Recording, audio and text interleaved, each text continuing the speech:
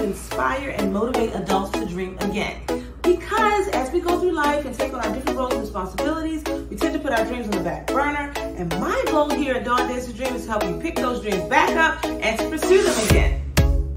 Now, I want you to understand, I started Dawn Dares to Dream because I wanted to relay my message and my heart and my feelings across to whomever would listen. It can be difficult getting your closest family and friends to understand the way that you believe and when you try to express it and share it. So this was like my backdoor way into letting everybody know. Now, I may have lost viewers as a result of that because they don't agree. And that's fine. I am definitely a proponent of everyone having their own thoughts, their own process, their own mindset that works for them. Your religion works for you, you choose that. No one's telling you to get rid of that. Whatever it is that works for you, continue to use it. I'm just saying that sprinkle some of this other information on it, this personal development information that I'm providing you, and see where your life takes you and how you take off personally. Take it out. But always remember, we are in control of how we see our environment. I don't care what everyone says it looks like or everyone says it is. We are in control of how we choose to perceive the environment. Hey dreamers, welcome back. And thank you to all the new dreamers who stopped by Dawn Dares to Dream today to see what we're all about. Well, today, of course, is Smoothie Tuesday. You know why I'm doing these smoothies? You know, so we can get off of those pandemic pounds. Yes, we need to lose those pandemic pounds. So today we're gonna do this smoothie. I got this recipe from my Vitamix recipe book, and they call it the Sailor Man smoothie. I have no idea why. Very interesting, but this will be a green smoothie. So let me tell you what goes in this smoothie. We're gonna have fresh pineapple that I'm gonna cut up in front of you.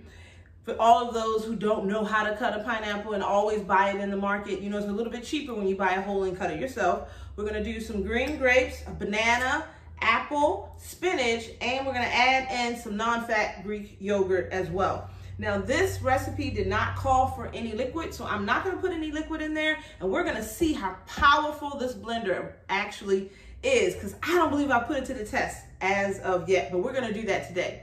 And of course, we are continuing to talk about my bipolar journey. Now, I kind of gave you just a brief summary last time on me being diagnosed and the age I got diagnosed and some short little stories about things maybe that I went through. But today I wanted to kind of rewind and start back at the week before actually that I was diagnosed, because it was a very interesting week.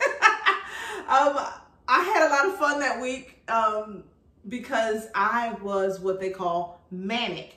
Now, I don't know the textbook definition of manic, but I say manic is like when you are extremely up emotionally, energetically, extremely high.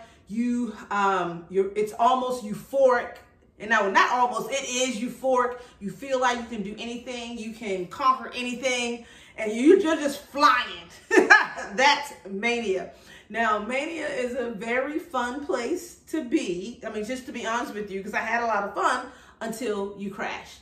And I'm going to talk about, as we go through making this smoothie, what that looked like for me, what I was doing that particular week. And the main reason for this story, I want people who don't know how to identify when a bipolar person is in their high side. Because the high side is the mania. And the mania, it starts out where you're just happy and you're feeling good, and then it can just get out of control. So I want to show you some things that I did that the people who were around me at the time did not know I was manic. All they knew was I was somebody who was extremely happy and I was having a lot of fun. So I want to share some of the characteristics of what mania was for me, and maybe if you're around anyone else, you'll be able to see that if I explain my story well enough to you. But mania is interesting because people can tell when you're depressed or when you're down or when you're low. But the manic part, until the mania gets out of control, I don't think you can tell. there are just some key things that do occur that if you pay attention to, you'll be able to see. But mania is very, very tricky to identify. And to be honest with you, that was the major reason why they identified me as, or diagnosed me as being bipolar, because of the mania. Because I don't know now, but 18 years ago, one of the criteria to be diagnosed being bipolar or manic depressive is what it used to be called. You had to have had a manic episode, at least one in your life. I have not had another manic episode like the one that got me hospitalized since, because I understand what it looks like climbing to something like that, and I make sure that I don't get there. But again, as we talk, I'll also explain to you what it's like for me in monitoring my own mood, so that I can tell whether or not I'm going in a down slot or am I going up. And that's going to be normal. I'm a bipolar person, so I am going to swing. But the question is, how far is that swing going? If it's like the dips are like extremely low and extremely high, then there's something going on, and maybe the meds that I'm on, they really aren't working. But medication is not 100%. So there are other things that you need to do for yourself to take care of you, because no amount of medication is enough. Just like a person who is a diabetic. Yes, they have the medicine that they supply, the insulin, but they still have to watch what they eat, because if they don't watch what they eat, the insulin that they're receiving won't be enough, because they need them to stay at a certain level for the medication to work. And otherwise, you'll have to keep going up and up and up and up and up in your dose. And eventually, the medication will not work for you. So you have to, so you kind of have to watch what you're doing. And that's kind of the same with me. I have to pay attention to certain things and maybe not do certain things in excess where other people may be able to, because certain things that I can do or atmospheres that I can be around can trigger me to being depressed or manic. And I need to make sure that I stay on an even keel. I have a child that I have to care for, so I'm always paying attention to those things. And that's the one thing that my psychiatrist loves about me, is that I am very engaged in my journey as a bipolar person, very engaged into my treatment. And my treatment isn't just the medication that she subscribes. You know, exercise is a good treatment for that, for us. Eating right and eating balanced meals are very helpful for me. Not overdoing it or underdoing it, but I need to make sure that my physical person is good and my mental person typically follows suit. I have to care for my entire body and my mind, and not just think I can neglect my body, not eat, not sleep, and not think it's going to affect my mental state. So those are the kind of things that we're going to talk about as we continue to journey on. So I am going to show you guys how to chop up or cut up the pineapple. So the first thing I do with the pineapple is I cut the top off. So there, just like that. And then I also cut the bottom off. Now, I have never officially been taught how to do a pineapple. I need you to know. I just do it this way because I assume it's done like this, but I've never been taught or had a class or even watched a YouTube video about it. So then all I do is take the knife and shave the sides off. You don't want to shave too much of your meat off, but you don't want to have the black marks. So I'm going to clean up those black marks as we go along. So just go around like this.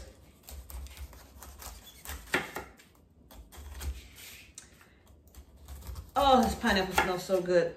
And pineapples are great in smoothies because they are usually extremely sweet. So you don't need to add any sweetener or any kind of juice to your smoothie, because the pineapple is going to give you all the sugar that you need. So I'm just cleaning up some of these little black eyes that the pineapple has, because I don't want to eat any of those. So there we go. We're just going to clean up. I have a few more I think I need to, up here, I need to get off here. But you have those because, you know, you didn't cut too much of the meat off, which is good. You don't want to cut too much meat. You rather have to go back around and cut the black eyes off of here. So I think that's good enough.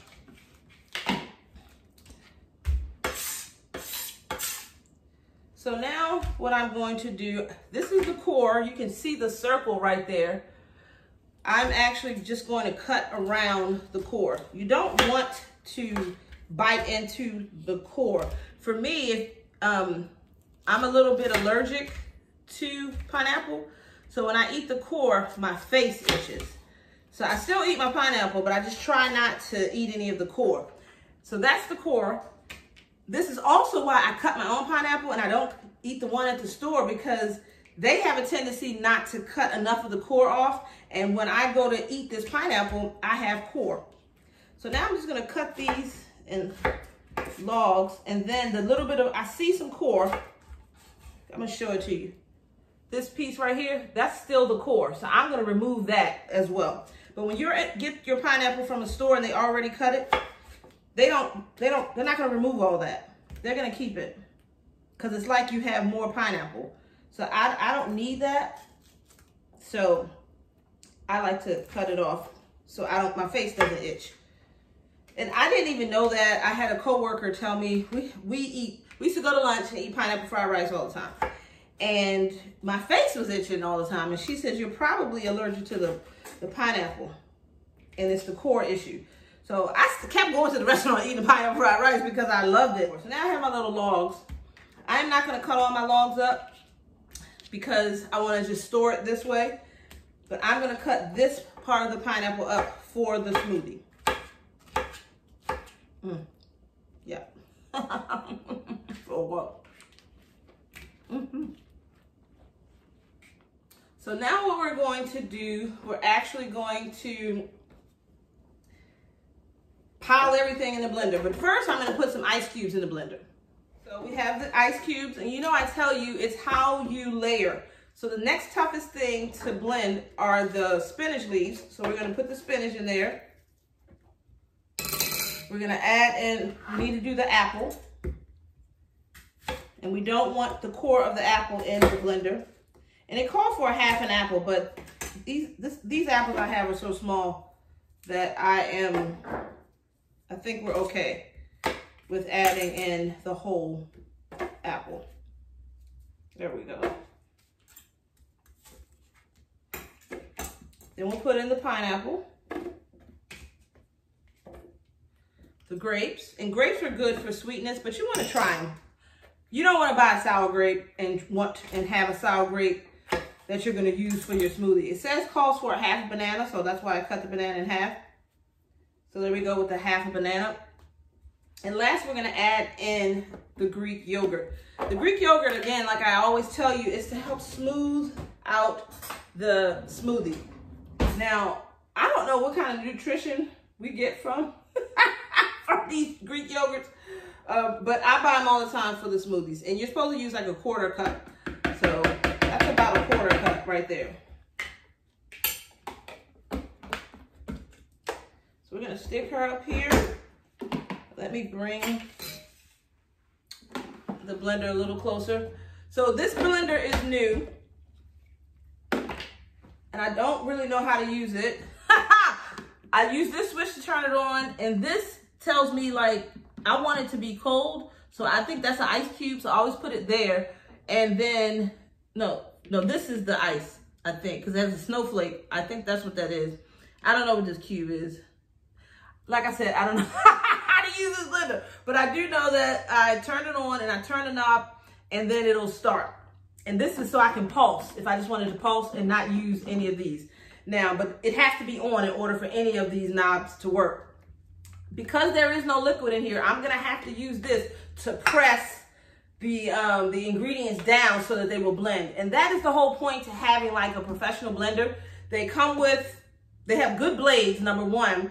And then they come with this thing so that you can press, and you're not gonna, it's flat, so you're not gonna run into the blades, and you just press, and that way all of the solids will blend and they'll liquefy. But the reason why there's no liquid they're wanting in this, according to the recipes, because they want it to be a smoothie. Typically what I'm showing you how to make is a shake because I'm adding liquid. With smoothies, you're not usually gonna add much, if any liquid. But the better the blender, the less liquid that you're gonna need. And the blender that you saw me using when I first started the smoothies was a really cheap blender. And I decided if I was going on my little healthy kick of drinking smoothies every day, I needed a better blender. so that everything can blend up properly. Now, what you have to understand with this, why I started this, I didn't gain any pandemic pounds, but I stopped kind of working out. So I said, well, I'm not gonna be working out. I need to be eating to the best of my capabilities. So I do smoothies every day, Monday through Friday. And on the weekends, the door's open for me to have my big breakfast. You know, I love my breakfast. I do have a brunch playlist you should take a look at where I make things like homemade syrup, homemade whipped cream. I've made banana pecan pancakes. I make waffles. I do omelets. So you should take a look at it. I also have shrimp and grits in that playlist as well. Take a look at it. I really enjoy my breakfast food. So I go in. So we're going to turn the sucker on and see what happens. So that's there.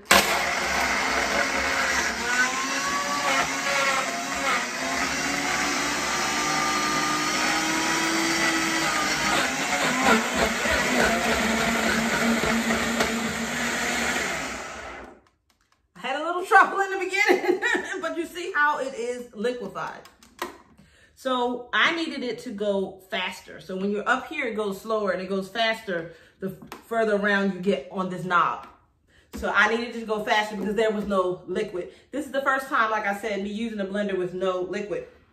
Now, before I take that out, it's good. It's good. I wanted to continue to talk about how I was when I was manic. So this is what I kind of believe happened. Okay, chemical imbalance means, in my opinion, that there are certain things that I am not supposed to eat, drink, you know, ingest in my body, because what it's going to do is going to accelerate maybe or depress me. This is me looking at this from a holistic way, okay? So when I've been bipolar my entire life, and I can tell that, but I had never been manic. What I think caused me to be manic, I happened to be sick, and I had a friend, her name was Kim, and she said to me, we used to wait tables together. I had a cold or something, and she was like, take echinacea with Golden Seal. Now, I've taken echinacea before, but I've never taken it with Golden Seal. So when I took that medicine, I think it accelerated something in me. I don't know what Golden Seal really is, but to this day, I believe that's what happened. It accelerated me, and I've never taken Golden Seal again. And I don't do caffeine. There are a lot of things that I don't really do, but this is how this works. So I took this medicine, and I got well. And then I was just flying, you know. I mean, everything was great. Everything was good. I wasn't sleeping at night. Like, I literally would lay down and go to sleep, and my thoughts were just racing a lot more than normal. Because when you're bipolar, you have racing thoughts, which means you want to stop thinking and you want to go to sleep, but for whatever reason, your mind won't shut down. So, but when I was manic, it was like I never went to sleep. On a typical normal night, I could lay down and go to sleep and maybe not go to sleep till somewhere between 4 and 6 o'clock in the morning.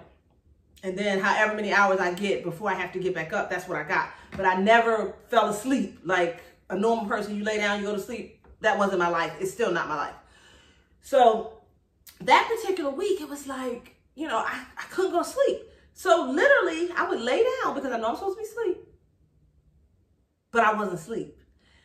And it didn't hit me until I got hospitalized that I hadn't slept in like 7 days. Do you understand?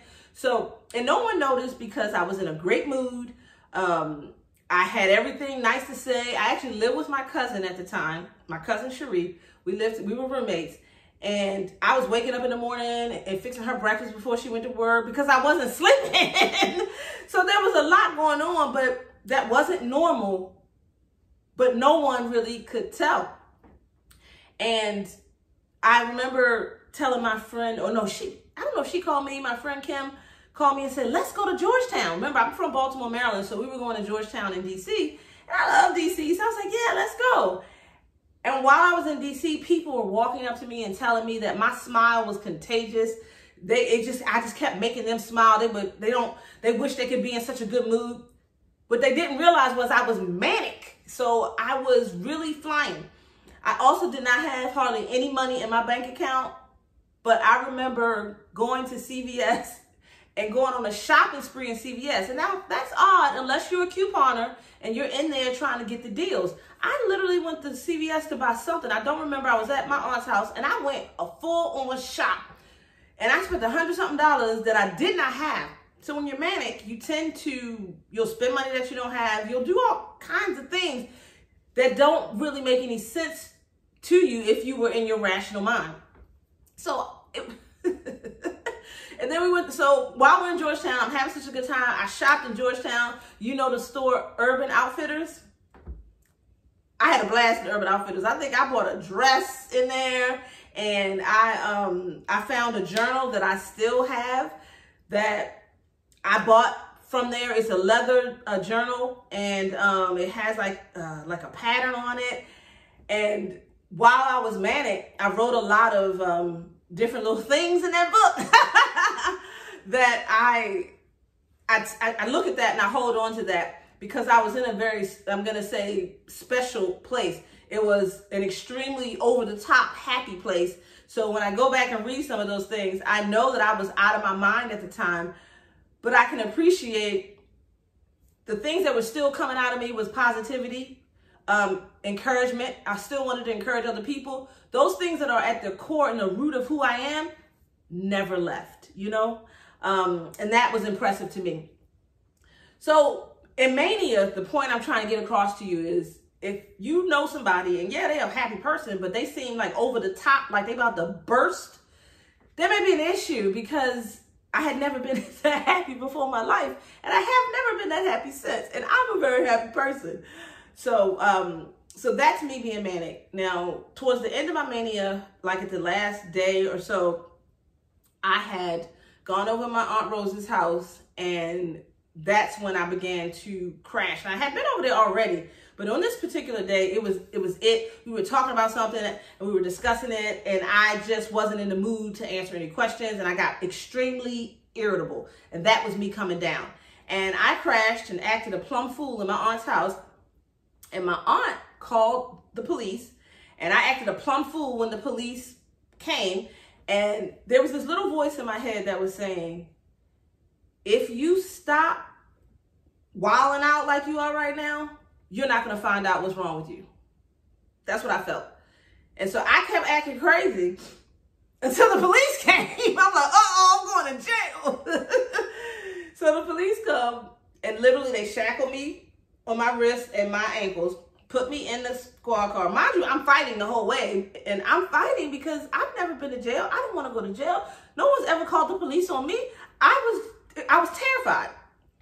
So they come and they take me away, and while I'm in the car, you know, at first I'm kicking and screaming, and then I asked them, are y'all taking me to jail? And they went, no, we're taking you to the hospital.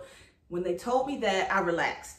And I calmed down and I went to the hospital. And that is how I got, and this was like a regular hospital. So I go to the hospital, and while I'm in the hospital, God bless my Aunt Rose, she kept telling me, because I think she could see me from the stories that I've heard, she could see me on the monitor, and she kept telling them, that is not my niece. My niece does not behave this way. You have to find out what's wrong. This is not normal. You cannot just release her. This is not normal. And my cousin Cherie told me the story about how my Aunt Rose pushed and pushed and pushed.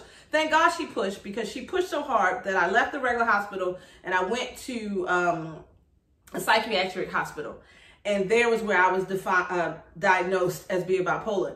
Now, I do have some stories about the psychiatric hospital that I would like to share, because the point to me sharing that is it's not a walk in the park, and I don't want anyone to think that it's a safe, okay place for you to go. It's not. So if you can get diagnosed and you know there's something going on with you, you don't want to go that route. You don't want to either go to jail because they don't know what's going on with you, and then you don't want to go to a psychiatric hospital either. You really want it to be a safe environment for you. So my advice is, if you're feeling something and you feel what I'm talking about, you're relating to this story and you want some help, tell somebody that you need some help so that you can get it. You don't want to go into a psychiatric hospital. Now, I do have some fun little stories about being in there, but I'm going to finish making this smoothie, put it in a cup, taste it, And then on my next video, I'm going to talk to you a little bit about what it feels like to have your freedom taken away from you and not knowing what the next steps are going to be. And then we can talk about what it's like to be in a psychiatric hospital, because being just in the hospital was frightening in and of itself. And then you talk about moving on over to a full-fledged psychiatric hospital. So we're going to have a little talk about that. And again, I'm sharing this information with you from my heart. I don't know how this information is going to be perceived. You know, I do have a whole real job that I would like to maintain. But I feel like you need to know, if you don't already know, and you're suffering from some mental illness, that you can still live the life that you choose. It is still possible for you. But you have to accept the diagnosis and then find some kind of support system, whether it be within yourself, because to be honest with you, my support system is me. Or if it's your family and friends. But you can do it. So now we're going to taste this smoothie. I tasted it a little bit. It tastes rather good. So this is just another version of a green smoothie. I have a green smoothie that I make myself. I have not shown you guys yet that I need to.